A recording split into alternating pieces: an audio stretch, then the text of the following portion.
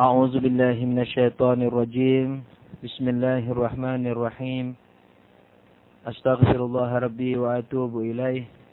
والحمد لله رب العالمين. ثم الصلاة والسلام على أشرف الأنبياء والمرسلين. حبيبنا وحبيب رب العالمين أبي القاسم محمد. اللهم صل على محمد وعلى آله الطيبين الطاهرين المعصومين المنتجبين. Amma ba'du, assalamualaikum warahmatullahi wabarakatuh. Pada pertemuan kedua kali ini, dalam kajian logika, kita akan meneruskan kajian kita untuk membahas subjek ilmu logika. Jadi setelah kita kemarin membahas tentang perlunya ilmu logika dan gunanya ilmu logika,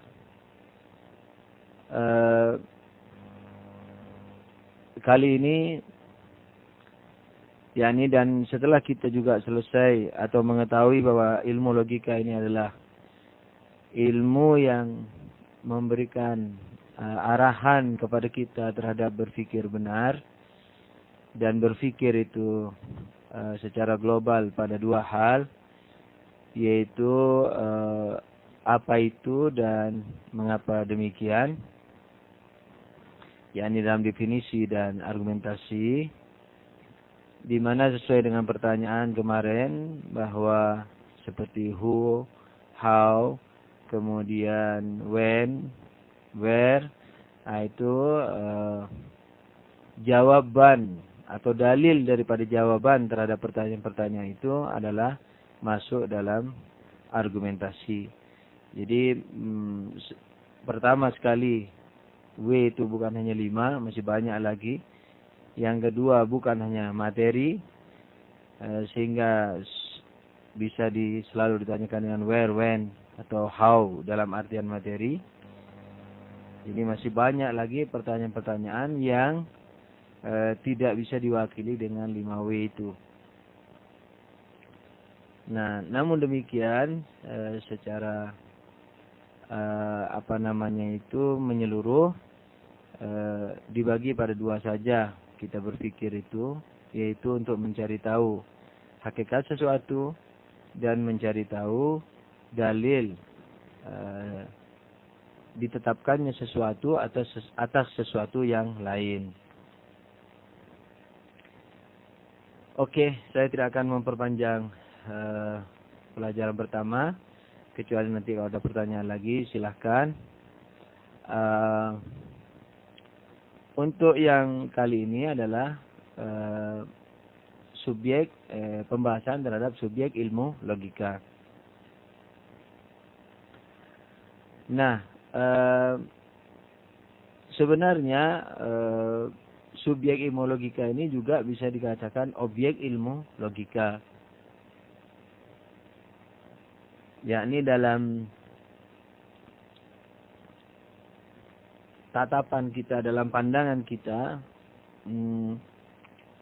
kalau kita katakan subjek ilmu logika, yakni pokok bahasan dalam logika artinya. Tapi kalau kita katakan objek ilmu logika, yakni objeknya yang dibahas dalam logika. Jadi sebenarnya nafasnya itu satu. Jadi kalau subjek artinya adalah pokok bahasan, kalau objek yang dibahas, jadi pokok-pokok yang dibahas. Jadi ala kulli hal, anyway, by the way, jadi subjek atau pokok bahasan atau objek yang dibahas dalam logika itu ada dua, yaitu definisi dan argumentasi. Jadi yang dibahas dalam logika atau pembahasan pokok dalam logika, jadi subjek atau objek terserah.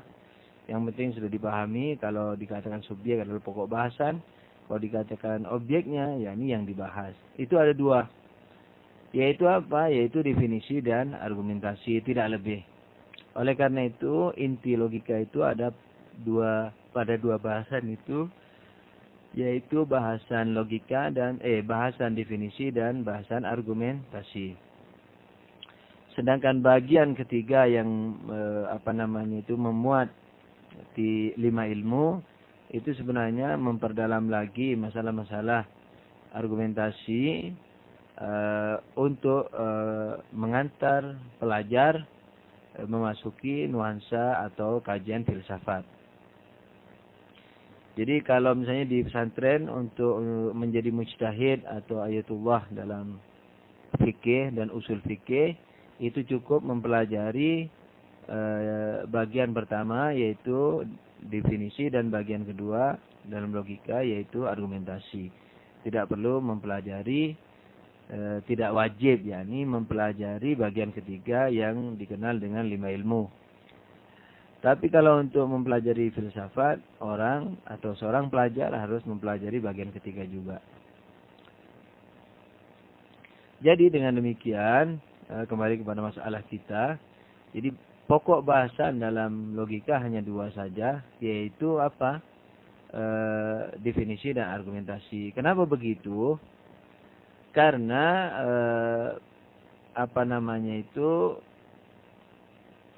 ilmu yang kita mau bahas, yakni ilmu yang kita mau renungkan ini, sebagaimana nanti juga akan diperjelas lagi pembagian ilmu, yaitu membagi ilmu kepada 2. Ilmu gambaran dan ilmu keyakinan. Ilmu gambaran ini sebuah istilah, jadi jangan terpengaruh dengan kata-katanya. Jadi antum harus menghafal istilah-istilah ini. Jangan kemudian memaknai sesuai dengan lahiriah istilah tersebut. Oleh karena itu banyak orang menerjemahkan buku-buku yang dia sebenarnya tidak membidangi. Makanya ketika dia menerjemah sebuah istilah, dia terjemahkan sebagai sebuah kata. Akhirnya terjemahannya kacau.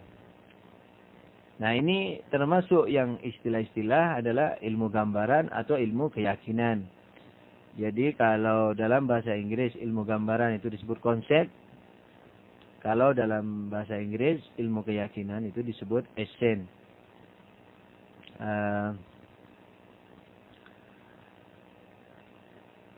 Apa yang dimaksud gambaran? Jadi nanti juga akan diperjelas ya, jangan lupa.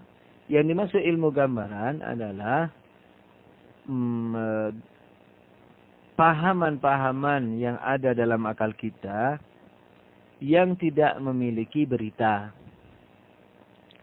yang tidak memiliki hukum. Jadi kalau dalam bahasa, kalau dalam istilah bahasa, yaitu yang tidak memiliki berita, seperti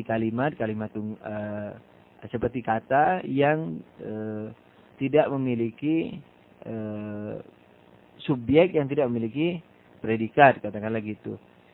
Yakni sebuah kata yang tidak diberitakan dengan kata lain. Misalnya api umpamanya. Jadi itu yang disebut konsep atau yang disebut ilmu gambaran. Tapi kalau diberi hukum, ini dalam istilah logika, atau diberi berita dalam istilah bahasa, misalnya dikatakan api itu panas. Nah,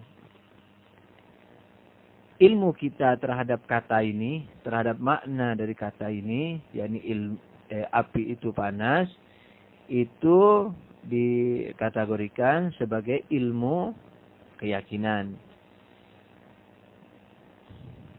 Jadi kalau dalam bahasa Arab ilmu keyakinan ini disebut tasdiqi. Kalau gambaran disebut tasawwuri. Nah, gitu. Inggrisnya tasawwuri itu konsep, kemudian Inggrisnya tasdiqi essence. Nah, jadi kita memiliki 2 hal, 2 ilmu. Satu, ilmu-ilmu gambaran, yakni seperti ambiar gitu ya, gambaran saja. Langit Udah gitu, kursi, gula, manusia. Nah, jadi gambaran yang tidak ada beritanya. Itu disebut ilmu gambaran yang tidak ada hukumnya kalau dalam bahasa logika dan filsafat.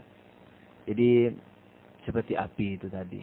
Tapi kalau ada beritanya dalam istilah bahasa atau hukumnya dalam istilah logika dan filsafat, misalnya dikatakan api itu panas. Nah, karena ada itu panas, maka gambaran kita tentang api tadi sudah mengajak kita kepada meyakini kebenaran atau kesalahannya. Jadi nanti akan dikatakan ilmu gambaran adalah ilmu yang tidak disertai atau yang tidak bisa diyakini atau yang tidak bisa disertai dengan keyakinan terhadap salah dan benarnya dan atau benarnya. Tapi kalau ilmu tasdiki itu adalah ilmu yang bisa dibarengi dengan keyakinan terhadap salah atau benarnya. Seperti perkataan api itu panas. Nah, di sini kita bisa meyakini kebenarannya. Atau api itu dingin. Di sini kita juga bisa meyakini kesalahannya. Dengan demikian maka ilmu yang dari sudut pandang ada berita atau tidaknya atau ada hukum atau tidaknya, maka ilmu kita dibagi pada dua, yaitu gambaran dan keyakinan. Jadi ilmu gambaran dan ilmu keyakinan. Ilmu gambaran yang tidak memiliki hukum atau berita, ilmu keyakinan yang memiliki hukum dan berita. Nah, ketika kita berpikir jadi tentang ilmu-ilmu gambaran seperti manusia, api, berpikir kita, apa api itu? Apa manusia itu? Nah, memikirkan hal-hal yang bersifat tunggal ini, yang bersifat gambaran ini, yang bersifat tak berberita ini, yang bersifat tak berhukum ini, manakala kita merenungi itu, nah, kan ketika kita merenungi berarti kan kita nggak tahu. Misalnya apa sih manusia? Apa sih Quran sebenarnya? Apa sih malaikat? Dan seterusnya. Nah, hal-hal yang tidak kita ketahui, yang ingin kita ketahui, tapi hal-hal tersebut merupakan sesuatu yang tergolong kepada ilmu-ilmu gambaran. Sebenarnya ketika tidak diketahui tidak bisa dikatakan ilmu gambaran ya. Sebab ketika tidak diketahui itu berarti tidak diketahui, bukan ilmu. Nah, sementara ilmu itu adalah yang memiliki istilahnya sementara ilmu itu yang diketahui. Nah, akan tetapi karena ilmu itu mutlak, yakni yang diketahui ini bertingkat, satu adanya dan satu tahu apanya, maka adanya itu juga disebut ilmu. Jadi sekarang misalnya kita berpikir tentang malaikat. Nah, ketika kita berpikir tentang malaikat, artinya bertanya apa hakikat malaikat, berarti kita kan nggak tahu malaikat. Berarti malaikat di sini tidak bisa dikatakan ilmu, karena kita nggak tahu. Akan tetapi dilihat dari keberadaan gambaran daripada malaikat, walaupun sangat abstrak, global, nggak tahu, blank katakanlah, tapi minimal malaikat itu kan ada. Jadi pahaman ketidaktahuan kita terhadap malaikat itu kan kita sadari. Berarti ketika kita sadari, malaikat itu ada gambarannya dalam akal kita. Tapi kita belum memberitakannya karena kita nggak tahu. Jadi malaikat itu apa misalnya definisinya? Malaikat itu fulan. Seperti manusia itu adalah binatang rasional. Nah, kita belum bisa mendefinisikannya. Kita baru bertanya tentang manusia itu apa. Nah, ketika kita nggak tahu, nggak bisa dikatakan ilmu. Tapi adanya gambaran yang setengah blank, yang tidak memiliki identitas apapun itu, adanya itu cukup untuk dikatakan sebagai ilmu. Oleh karena itu kalau kita berbicara sama-sama mengerti. Ngerti terhadap yang tidak terlalu detail itu. Manusia, iya manusia. Jadi kita lihat aja gambarnya. Artinya gambaran yang mewakili keberadaan manusia yang ada di luar. Al-Quran, wahyu, misalnya wahyu. Oke, wahyu. Wahyu yang tertulis ini kan bukan wahyu. Wahyu yang dibisikkan Jibril itu kayak apa? Misalnya, wahyu. Nah, dari satu sisi kita nggak tahu, nggak bisa disebut ilmu. Tapi dari satu sisi kita bisa gambarin wahyu. Oh iya ya, wahyu apa ya? Ketika kita tanya wahyu itu apa, berarti kita paham tentang wahyu. Yani ada gambaran tentang wahyu. Bukan gambaran tentang identitas wahyu. Wahyu .2 adalah fulan. Enggak, fulan-fulannya enggak ada. Wahyunya saja. Sekedar gambaran abstrak. Wahyu. Nah, misalnya gitu. Saya katakan abstrak bukan karena saya katakan abstrak di sini bukan karena malaikat itu non materi, bukan. Abstrak ya ini maksudnya identitas wahyunya itu belum ada, Quran belum ada. Jadi kita belum tahu misalnya.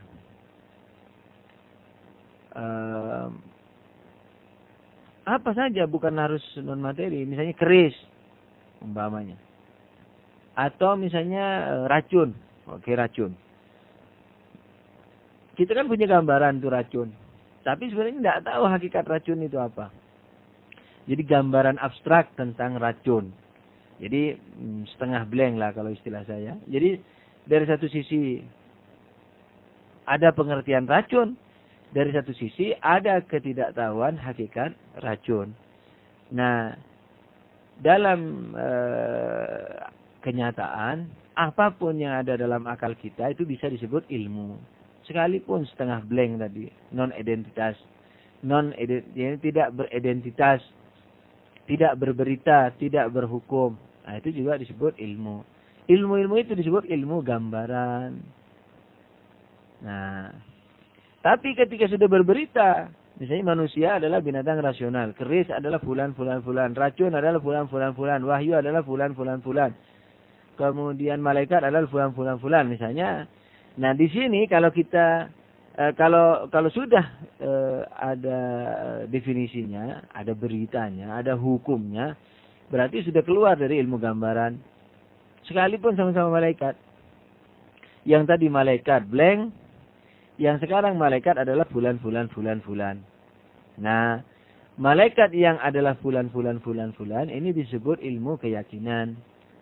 Sedangkan malaikat saja itu ilmu gambaran. Oke.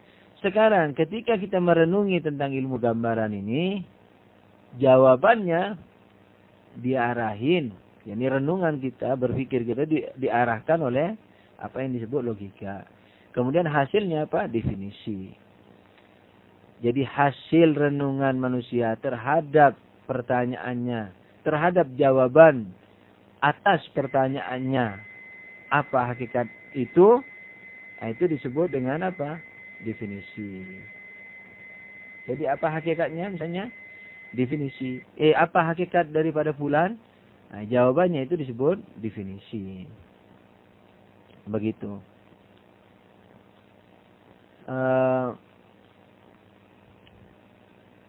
Akan tetapi kalau misalnya kita nggak tahu mengapa ya manusia itu binatang rasional.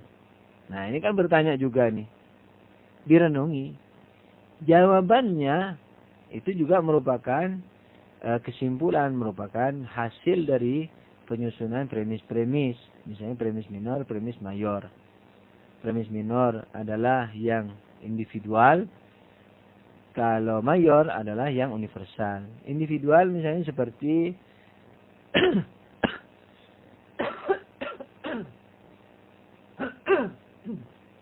maaf, karena masih belum sehat betul ini dari flu. Premis minor misalnya benda ini api. Misalnya benda ini api.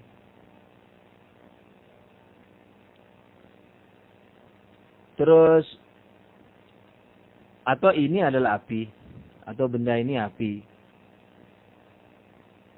Ya, ini tidak merupakan universal. Yang mayor misalnya seperti semua api itu panas. Jadi ada kata-kata misalnya seperti semua, seluruh. Nah, semua api adalah panas. Maka ini adalah panas. Maka benda ini adalah panas. Terserah minornya kayak apa. Kalau minornya benda ini adalah api, mayornya seluruh api itu panas, maka benda ini adalah panas. Nah, ketika kita merenungi ketidaktahuan kita terhadap suatu berita atau hukum, yakni atau subjek dan predikat, maka renungan-renungan itu diarahin, berpikirnya itu diarahkan oleh siapa? Oleh logika. Nah, arahannya itulah yang disebut dengan argumentasi.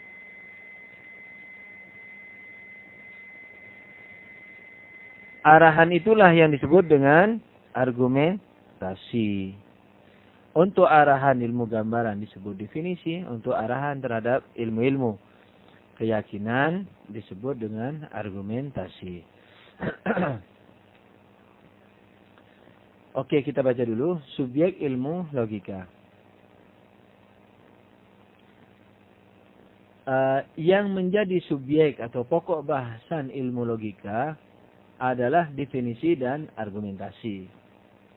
Jadi pokok bahasan dalam ilmu logika adalah apa? Definisi dan argumentasi.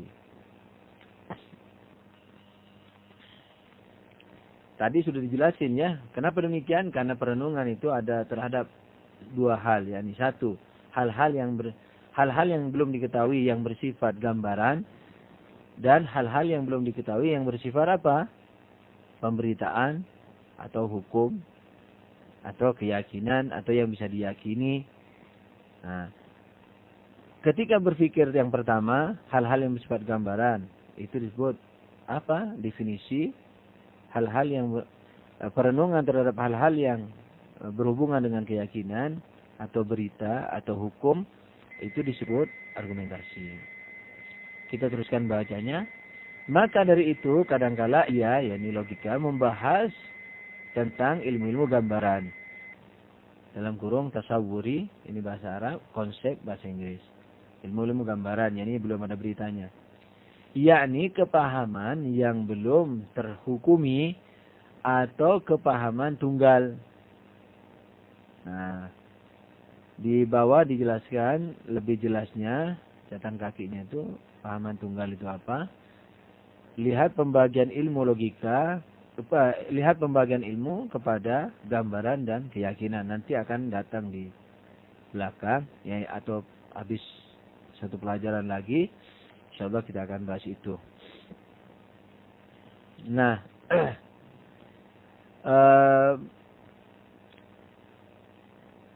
yakni apa? Yakni kepahaman yang belum terhukumi atau kepahaman tunggal. Kalau dalam istilah bahasa ini penjelasan lagi. Kalau dalam istilah bahasa yang belum terberitakan, yang belum diberitai, yang belum mendapatkan beritanya, yang belum terpredikati. Nah, gitu. Oke, jadi kalau dalam istilah apa? Logika terhukumi. Ya, jadi misalnya api dihukumi dengan apa? Panas. Api itu panas. Nah, itu hukum namanya kalau dalam istilah logika dan filsafat. Kita teruskan. Yakni kepahaman yang belum terhukumi atau kepahaman tunggal. Tujuannya supaya kita, ini kenapa ilmu logika membahas itu? Tujuannya apa? Supaya kita dapat menjabarkan dengan baik suatu kepahaman tunggal yang masih majhul. yakni yang belum diketahui. Majhul, yakni belum diketahui. Jadi tujuan bahasan logika terhadap ilmu-ilmu gambaran ini, tujuannya supaya kita dapat menjabarkan, yakni mendefinisikan dengan baik suatu kepahaman tunggal yang masih majhul, yang belum diketahui maksudnya. Majhul, belum diketahui. Tentunya dengan memberikan rumus-rumus logis untuk itu. Nah, subjek inilah yang disebut sebagai definisi. Ini atau objek inilah yang disebut definisi. Jadi kalau yang dibahas kita katakan objek inilah yang disebut definisi. Kalau pokok bahasan atau subjek itu adalah subjek inilah yang disebut dengan definisi. Oke, kita teruskan. Akan tetapi kadangkala ilmu logika membahas ilmu-ilmu keyakinan, tasdiki atau esen. Tasdiki bahasa Arab. Tasdiqi. Nah, jadi atau esen. Yakni apa? Tasdiki, yakni kepahaman yang berhukum. Nah, berhukum yakni berberita, berpredikat. Teruskan, yang juga biasa disebut dengan statement atau proposisi atau kalimat berita. Statement, proposisi, kalimat berita itu adalah sama. Kenapa logika membahas tentang ilmu-ilmu esen ini? Tujuannya supaya kita dapat membuktikan dengan baik atau mengetahui kebenaran suatu proposisi atau statement yang masih majhul. Jadi supaya kita dapat membuktikan dengan baik. Jadi berargumentasi berarti. Oke. Yani supaya kita dapat membuktikan dengan baik atau mengetahui kebenaran suatu proposisi atau statement yang masih majhul. Yani